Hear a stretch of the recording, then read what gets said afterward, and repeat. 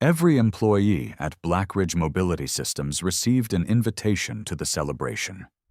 Every single one, except Silas Reeves. While the chief executive raised a glass in a chandelier-lit ballroom over a contract worth $1.8 billion, the single father stood alone on the production floor, coaxing a line controller back from the edge of a thermal failure that no one else in the building could have caught. He filed his final warning report at 4 in the morning, accepted a long-ignored invitation to travel to Stuttgart, and turned off his work phone before the plane left the gate. 50 days later, Silas Reeves returned to Cleveland to find an empty parking lot, a collapsing stock price, and a factory that had nearly stopped breathing. Before we get to that collapse, tell me in the comments what city you are watching from tonight, so I can see how far this story travels. And if you believe the people no one thinks to invite are usually the ones keeping everything from falling apart, hit that subscribe button, because this story is for you. That morning, before any of it, Silas Reeves was standing in his kitchen at 6:15, making pancakes shaped like nothing in particular, while his daughter Rosie narrated their flaws from a stool at the counter. "Dad, that one looks like a country. It is supposed to look like a circle. It looks like a country nobody wants to visit." He flipped it anyway. Rosie was 7, and she had her mother's habit of describing the world exactly as she found it, without the padding most people learned to add later. Her mother, Dinah, had been a manufacturing engineer, the kind who could put her hand flat on a running machine and tell you from the vibration alone what was about to go wrong with it, and she had died when Rosie was 4, leaving behind a daughter who studied things the same way and a husband who had learned to listen to machines, because listening was the last conversation he had left with her. The thermal press on the primary assembly line had been the last piece of equipment Dinah ever certified before she got sick. Silas had spent 11 years learning its moods the way you learn the moods of a person you live with, and somewhere in that time, it had stopped being a machine and become a kind of inheritance. The one place his wife's way of paying attention still lived, because he kept it running exactly the way she taught him to. He dropped Rosie at Mrs. Abernathy's before his shift and told her he might be late because something at the plant needed watching. She asked if it was the press. He said it was always the press. She told him to tell it hello from her, the way she always did, because Rosie had decided years ago that any machine her mother had touched was practically a relative. He did not know yet that this was the day the company would remind him, in the clearest possible terms, exactly how little it thought his attention was worth. The invitation had gone out on a Thursday, and by Friday morning every desk in the building held a cream-colored envelope. The catering company, the front desk staff, even the 2 technicians who had started 3 weeks earlier. Blackridge Mobility Systems had secured a supply contract worth $1.8 billion with one of the largest electric vehicle manufacturers in the country, and Vivian Hart had decided the moment deserved a rooftop ballroom in downtown Cleveland, an open bar, and speeches long enough to fill an evening. Marcus Bellamy, the floor supervisor who had worked alongside Silas for 11 years, noticed the absence almost immediately, because the name he expected to see was simply not there. Not on the envelope, not in the program, not on the registry at the door. He found Silas in the break room that evening pulling on his work jacket, his phone showing a thermal alert from the assembly controller, and when Marcus told him what the list said, Silas stood very still a moment before nodding and saying there was a press to look at anyway. Preston Vance, the chief operating officer, had reviewed the guest list personally and drawn a line through Silas Reeves with the annotation that maintenance staff carried no executive relevance to the contract signing. It ignored the fact that a significant portion of the technical specifications used to win that contract had come from documents Silas had written and submitted under a header that read Operations Integration Team. Silas spent the next 4 hours recalibrating the thermal press, which had begun introducing microvariants into the component tolerances at a rate invisible to anyone who had not spent years memorizing how that machine behaved under load. By midnight, the line was stable. A batch that would otherwise have shipped with latent defects had been flagged for reinspection, and Silas had placed a written warning in Marcus's tray, noting the correction was temporary and that the underlying issue required a firmware review he had now requested 4 times in writing. He stepped outside, and Marcus showed him a photograph on his phone. Vivian Hart at the center of a glittering room, glass raised, surrounded by every manager and director in the company, every face bright with the certainty that they had built something worth celebrating. Silas looked at it a long moment before handing the phone back without a word. Then his own phone lit up with an email from Stuttgart. The message from Kessler Werk Automation had been sitting in his inbox for 72 hours, addressed to him directly, because the German firm had learned that routing to Blackridge's management layer meant routing into silence. The partnership was a 50-day technical residency for systems integration specialists, and the original Blackridge designate, a regional operations director Preston had chosen because the title sounded senior, had canceled 10 days before departure over a scheduling conflict most people suspected had more to do with reluctance to speak technical German than any real calendar problem.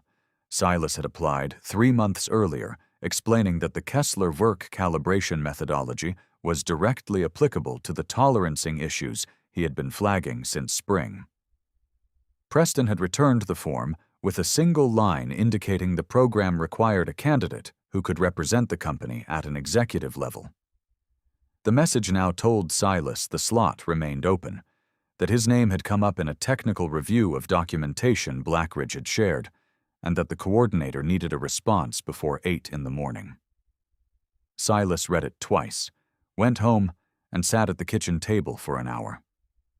Then he wrote 4 documents: a formal request for 50 days of unpaid leave, an 11-page handover memo to Marcus and Eliza Monroe, a list of 7 operational risks that required monitoring with the exact threshold values that should trigger escalation, and a short note left on the refrigerator for Rosie, telling her he was going to Germany for a little while, that Mrs. Abernathy would stay over, and that he would call every night before her bedtime, a promise he intended to keep across 6 time zones.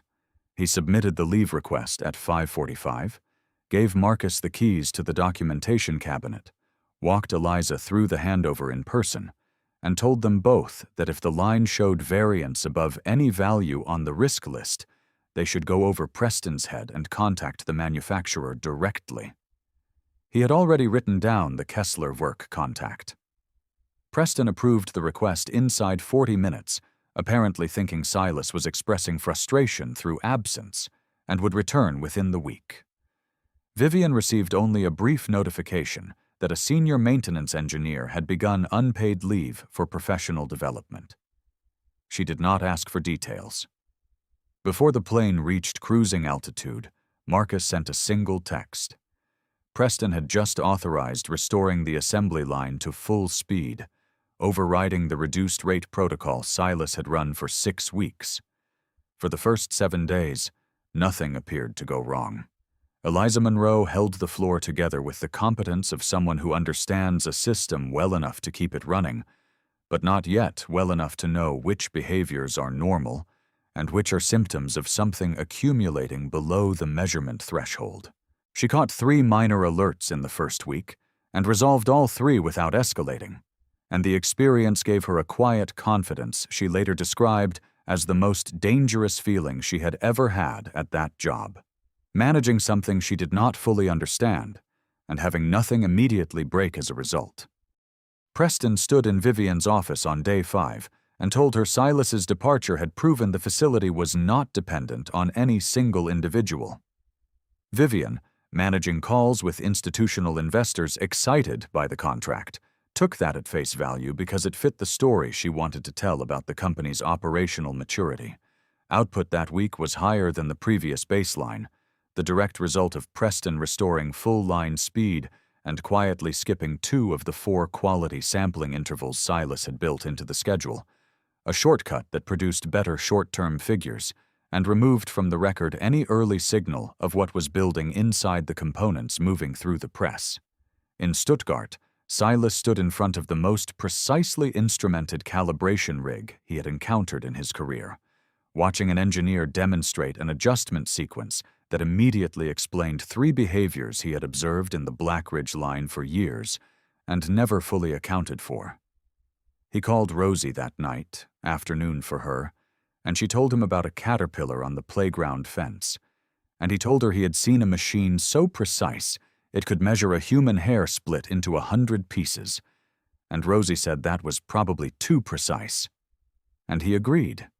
Dr. Graham Falk, who ran the partnership and had spent 30 years between American manufacturing and German precision shops, watched Silas during that demonstration with the attention of someone who recognized a particular kind of engineer. Not the kind who knows everything, but the kind who has spent so long with one system that the system has become a language, and who begins translating new information into it at the speed of a native speaker. On day 7, a customer in the Pacific Northwest sent a routine field report noting that 3 prototype modules had failed their stress test after 200 hours, roughly half the expected service life. The quality team forwarded it to Preston, who filed it under pending review and did not forward it to Vivian. Eliza found the anomaly on day 9.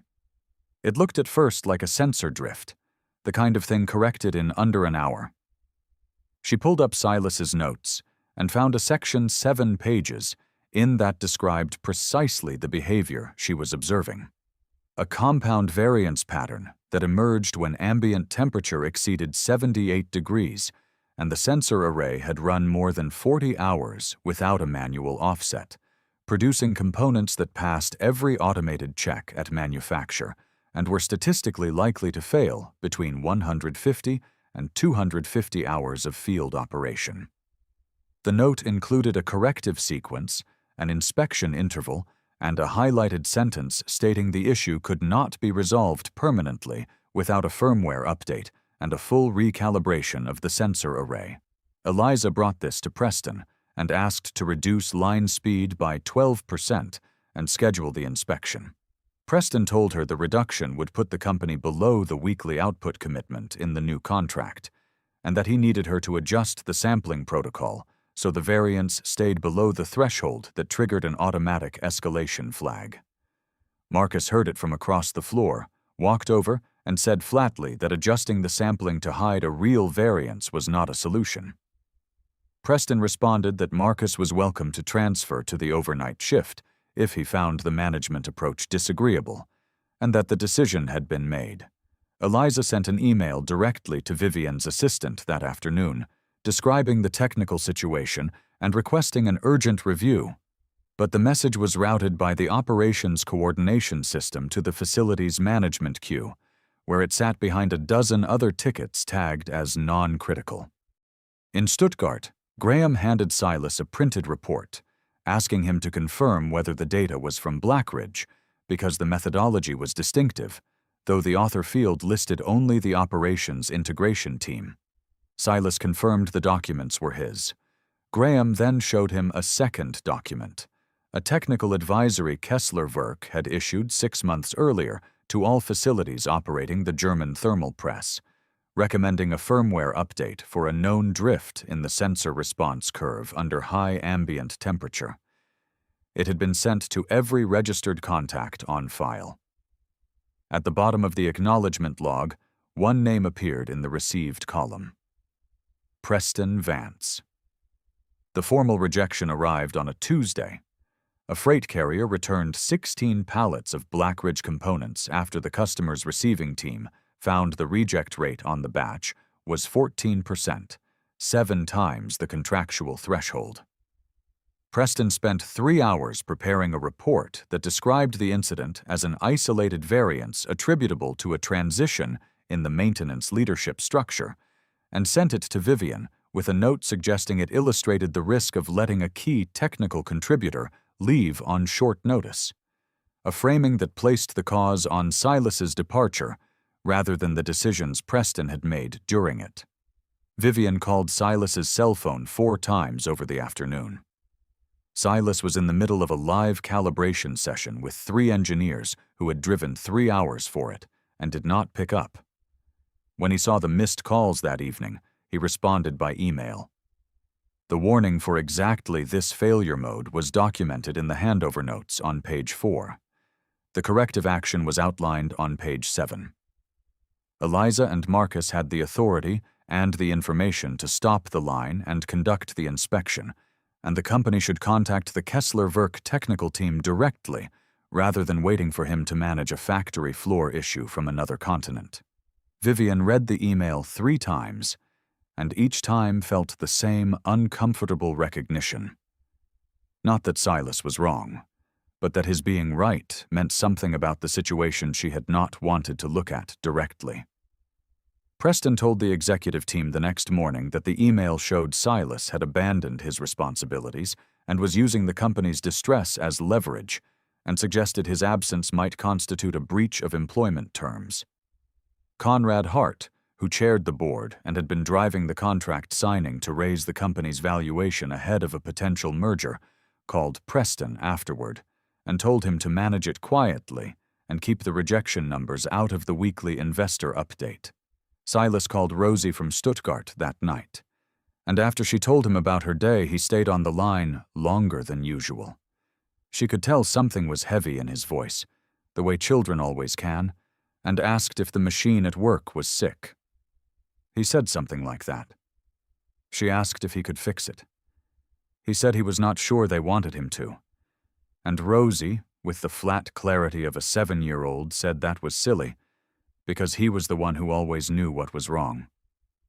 He sat with that after he hung up, because his daughter had described in one sentence the thing every adult around him had spent a month refusing to say. At the Kessler-Werk facility, a name placard had been prepared for a presentation, and when Silas saw it, he stopped and read it twice. Silas Reeves, Lead Systems Specialist, Black Ridge Mobility. He told the coordinator the title was incorrect, that he was a senior maintenance engineer. The coordinator looked genuinely confused and said they had taken the designation from the documentation. Graham said quietly that several documents Silas had authored had been cited in formal technical submissions by 2 European manufacturers, and that the methodology was being discussed in the field as a genuine contribution to the problem of thermal press variance.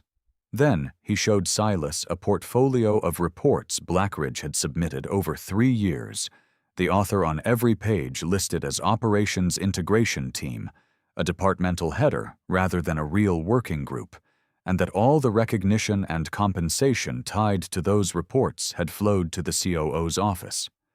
The offer from Kessler-Werk came 2 days later. A director-level position, the authority to build his own team, a salary 3 times his current one, relocation support, and an arrangement that would let him stay in the United States until Rosie was older before transitioning to Stuttgart on his own timeline. Silas read it, set it down, walked a long time along the river, and told Graham he needed time, because the decision had to be about what he actually wanted and not whether he was angry at Blackridge, and those 2 things had become hard to separate. Graham asked him one question: whether the company he was considering staying loyal to had been equally loyal to him.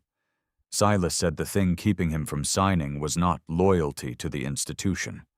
It was loyalty to the people on the floor, standing in the middle of something he understood better than anyone, who had not chosen any part of what was happening to them. Back in Cleveland, Vivian was preparing a revised shareholder deck when her assistant set a folder on her desk and said she should see something before it was finalized. The folder contained the original guest list for the contract celebration, and attached to the top was a note explaining that Marcus Bellamy had submitted Silas Reeves's name for inclusion 3 separate times through the formal event system. Vivian turned to the final approved list, and there was Silas's name, struck through in red ink, with a notation in Preston's handwriting in the margin. Maintenance staff, no executive relevance. She sat with the folder a long time before pulling other records, performance histories, project logs, the bonus distributions from the past 3 years. What she found was a pattern difficult to look at once she understood its shape. 3 separate production crises over 4 years had produced significant bonuses to the operations leadership team, and in each case, the crisis had been resolved through technical work attributed to the operations integration team, a label Preston applied to any document he wanted to claim as a departmental product, rather than the work of a specific person. She called Silas from her personal phone that evening, told him she had seen the list, and apologized for the party. There was a pause before he said the party was not the problem. It just helped him understand where he stood. She asked what he meant, and he said that when a company only remembers you exist when the equipment fails, you eventually understand the actual terms of the arrangement, and that the understanding was clarifying. She was still sitting with what he had said when her phone buzzed with a notification from the company's banking partner. The credit facility had been suspended pending review, triggered by the customer's formal notice that it was pausing the contract pending resolution of the quality findings. Vivian went to the factory floor on day 30 herself, without announcing it, still in the clothes she had worn to a bored lunch, wrong for the environment, which she decided to ignore. What she saw was different from what the weekly reports had described. 2 of the 4 assembly lines had been halted. Pallets of rejected components were stacked 3 high along the east wall. 2 technicians sat in the break room at 11 in the morning because their shift had been cut, and no one had told them to go home. Eliza stood at a workstation with a calibration chart in one hand, and a look on her face that Vivian recognized from her own worst months. Marcus brought Vivian into his office and set a binder on the desk containing every shift log, maintenance request, and system ticket Silas had submitted over 8 months related to the thermal press. Not the versions that had appeared in board reports, but the originals, more detailed and more alarming, with language the board reports had simply cut. Eliza walked her through the sequence, explaining that the compound variance Silas had managed manually for 6 months was not a secret he had kept. It was a documented problem that had appeared in multiple reports Preston had either not forwarded or forwarded in a form that removed the urgency. Vivian asked Preston in the meeting that followed why the reports she received showed quality variance within acceptable parameters when the actual production data showed something very different. Preston said the technical staff had been mischaracterizing normal drift as a systemic issue to cover for Silas's departure. Genevieve Harrington, the chief financial officer, pulled up the warranty data and said the cost of components returned or flagged in the field was tracking $41 million above reserve, and that if the customer terminated the contract, the company would breach the covenants on its primary debt facility, giving the bank the right to accelerate full repayment.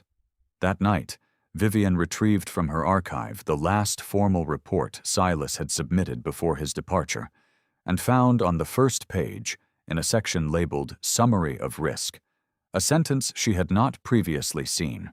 If line speed is not reduced and the calibration correction is not implemented, accumulated tolerance variance will produce detectable field failures between 30 and 45 days from the date of this report.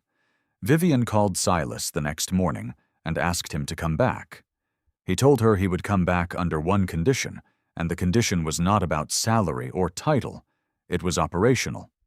He asked whether the company had reduced line speed, contacted Kessler Werk for technical support, stopped shipment of unverified components, and disclosed the actual defect data to the customer honestly and completely. She told him the board had not yet authorized disclosure, and that Conrad had specifically instructed Preston to continue limited shipments while the issue was internally resolved. Silas said that in that case he could not be useful to her, because what she described was a situation where he would return, apply a temporary correction, buy 3 weeks, and then have the same conversation again. Temporary corrections on a structural problem were not solutions. They were postponements that made the eventual failure more expensive. Vivian told him people's jobs were at risk. Silas told her he knew, and that those jobs had been at risk since Preston overrode the line speed reduction on day one, and that the person responsible was the one who overrode the recommendation, not the one who wrote it and was told it was not welcome. He sent one follow-up message after the call ended. It contained a single sentence. "Tell the customer the truth first, then call me."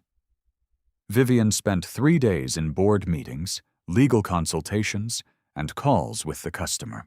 At the end of them, she had done 4 things Conrad had explicitly told her not to do. She sent the customer's quality leadership a complete, unredacted account of the issue, including the technical origin, the timeline, and the decisions that had led to shipping non-conforming components. She suspended Preston pending a formal investigation. She accepted the Kessler-Werk offer of an independent audit and confirmed the findings would be shared in full with the customer, and she instructed finance to halt all additional shipments until the independent team cleared them. Conrad called an emergency board session and told the directors that Vivian had compromised the negotiating position, damaged the customer relationship, invited an external party into confidential production data, and removed a senior executive without authorization, and he moved to suspend her as chief executive pending a governance review. Genevieve Harrington told the board that the alternative, continuing to ship non-conforming product while managing the customer through incomplete disclosures, carried a liability profile no insurance policy she had ever reviewed would cover, and that Conrad's approach was not a strategy, but the postponement of a much larger collapse. The board did not vote that evening but agreed to reconvene in 48 hours, and in the meantime, the customer informed Blackridge that if a credible remediation plan was not presented within 5 days, the contract would be terminated and the matter referred to legal counsel. The 5-day window closed on the same date as the last day of Silas's program in Stuttgart. Silas landed in Cleveland on a gray Tuesday morning and took a car from the airport rather than calling anyone, because he needed to see the facility before he decided anything. The parking lot was half empty at 9 in the morning, which at a plant running 2 full production shifts should have been impossible, and the large banner that had announced the contract, 1.8 billion reasons to believe in American manufacturing, had been taken down, leaving 4 pale rectangles on the brick where the mounting hardware had been. He was standing outside the gate when Vivian pulled up. She got out, dressed like someone who had been at the plant since before sunrise, which she had. She handed him a folder rather than speaking first. It contained 5 documents. The full disclosure letter sent to the customer, the suspension notice for Preston, the audit request to Kessler-Werk, the board authorization to reduce line speed to the level Silas had recommended, and a signed commitment to restructure the technical department so engineering could halt production without executive override when quality thresholds were breached. She told him she had done what he asked before calling him. He looked at each page, then at her, and said he could see that. Graham Falk and a team of 4 Kessler-Werk engineers arrived at the facility 2 hours later, and Silas walked in with them, not as a recalled employee, but as a technical advisor to the independent team, a distinction that was not merely semantic, because it meant his assessment could not be suppressed by any internal reporting structure. The first thing he asked for was the calibration logs for the past 45 days. The second thing he asked for was the baseline reference data he had been maintaining manually before his departure. And Marcus said, very carefully, that there was something the team needed to see first. The baseline reference values Silas had built through manual adjustments and logged after every shift were gone. Not archived, not corrupted by accident. The server logs showed a deliberate deletion executed from Preston Vance's administrative account 4 days after Silas left for Germany at 2:14 in the morning, followed by an overwrite of the backup partition. Preston, reached by the board's outside counsel, denied any recollection and suggested Silas might have removed the data himself before departure to ensure his own indispensability, a theory the access logs disproved within 20 minutes because the last entry under Silas's credentials was a routine end-of-shift log at 11:47, the evening before his flight. The technical team spent 3 hours trying to reconstruct the reference curve from indirect sources, and then Eliza stopped and said she needed to check something in the storage room. She had remembered that 8 months earlier, during a training session, Silas had connected a standalone diagnostic tablet to the press controller to capture a reference baseline before a software update, saying he was saving a local copy as insurance because the server backup had been unreliable. That tablet had been set aside when the update finished and never formally decommissioned. They found it in a plastic crate under a steel shelf at the back of the parts storage room, still charged to 62%, and the data was intact. Silas did not treat the moment as a personal vindication. He handed the tablet to Eliza and asked her to verify the data integrity and begin the reconstruction, then divided the remaining work into tracks. Eliza would rebuild the error curve. Marcus would coordinate the shift teams. The Kessler-Werk engineers would assess the hardware. Silas would handle the integration layer. Conrad called the board into session at 11 that night with a prepared resolution that would suspend Vivian's authority, reinstate Preston, authorize continued shipment under the previous protocol, and initiate arbitration rather than voluntary remediation. He read it aloud with the fluency of someone who had spent decades making questionable decisions sound like prudent governance. Vivian presented her case without theater.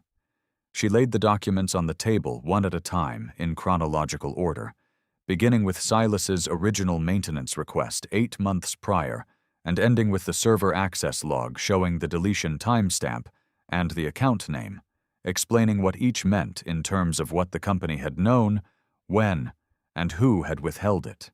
Genevieve presented the financial exposure the same way. The liability if the customer litigated was between $60 and $90 million. The insurance limit was $40 million, and the gap would come from the equity of the company. Silas was invited to speak, and he spoke briefly.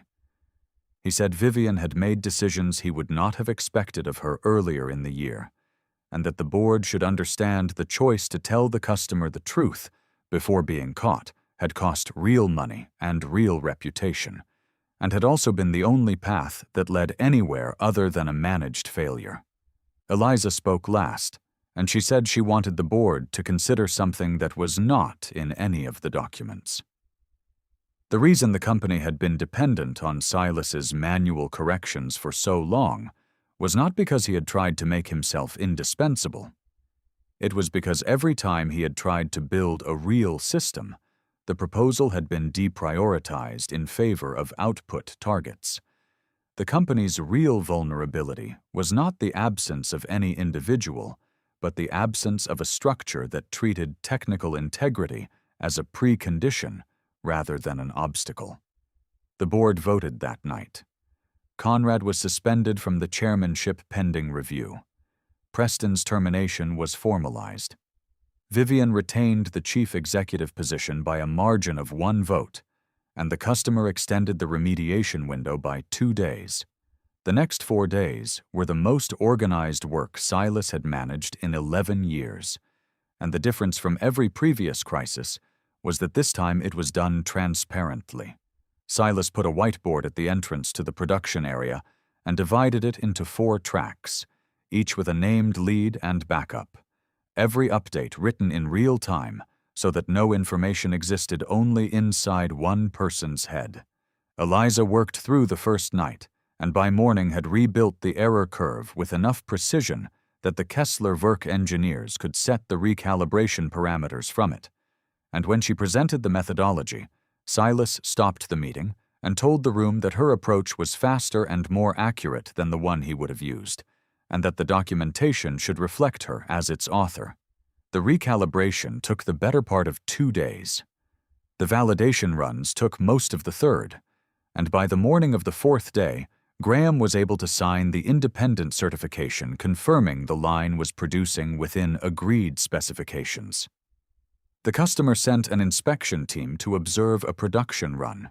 It passed every checkpoint, and by late afternoon, the customer had agreed not to terminate the contract, though the volume commitment for the following 6 months was reduced by 30%, and the penalty for the quality breach had to be paid in full, which came to $28 million in scrapped components and remediation, a number large enough to hurt and small enough that the company could absorb it without triggering the debt covenants. 6 months passed. Preston Vance's termination was finalized after an investigation confirmed he had deleted the calibration data, altered the sampling methodology, redacted warnings from board reports, and claimed credit in official filings for work he had not done. Conrad Hart stepped down from the board when the investigation surfaced, the unauthorized merger discussions he had been conducting in parallel, the terms of which would have paid him a personal fee contingent on a valuation that accurate production data would have caused the company to miss. The engineering department was restructured so that quality and maintenance leads reported directly to the board on production integrity, with unilateral authority to reduce line speed or halt production when thresholds were at risk. Silas did not return as a Blackridge employee. He incorporated an independent systems integration consultancy that contracted with both Blackridge and Kessler Werk, worked on projects he chose, built a team of 6 engineers over the following year, and attached his name to every document his team produced. He picked Rosie up from school most afternoons, and she had started telling people her dad fixed the machines other people gave up on, which was close enough to true that he never corrected her. Vivian organized a gathering at the factory itself. Not a gala, just the common area with long tables and food from 3 restaurants the employees had voted on, and an invitation list that started with the cleaning crew and ended with the restructured board. Everyone in between listed in no particular order. Silas's name was first on the printed guest list, which Marcus had prepared, and which no one had struck through with a red pen. Silas arrived in the clothes he wore to work and found a seat near the production floor entrance. And when Vivian stood to speak, she did not talk about contracts. She said the company had spent the better part of a year learning that a production line does not run on ambition or capital. It runs on the people who show up when nobody is watching and do the hard, specific work of keeping things from going wrong, and that the company had not always been deserving of the people willing to do it. She thanked Marcus and Eliza and the floor technicians by name. She thanked Silas last, and did not call him indispensable or irreplaceable, because he had asked her not to, and because she understood by then why that framing was its own kind of problem. She gave him an envelope on his way out, an invitation to represent both Blackridge and Kessler Werk at an international manufacturing conference in Stuttgart. He read it and asked whether anyone had checked if there was someone with more executive relevance to send instead. She smiled and said there might be, but no one who had earned the seat more clearly. Silas said he would go on one condition. Eliza would attend as co-presenter, and her name would appear first on the materials. Vivian agreed before he finished the sentence. He drove home that evening and Rosie was waiting on the porch, and she asked how the party was, and he said it was a good party, and that this time his name had been on the list. Rosie said that was because they finally figured out he was important. Silas thought about that for a moment, and then told her the truth, which is that a name on a list has never once made a person important. What makes a person important is the work they do when no one is watching and no one has thought to write it down. He told her that her mother had known that better than anyone, and that the machine at the plant still ran the way it did because Dinah had taught him how to listen to it, and that some things get passed down whether or not anyone puts them in a report. So let me ask you something tonight. Have you ever been the person who kept something running that nobody thought to thank you for until the day you stopped and everyone finally noticed? Tell me about it in the comments. I read everyone. And if this story stayed with you, you know what to do. New stories every week.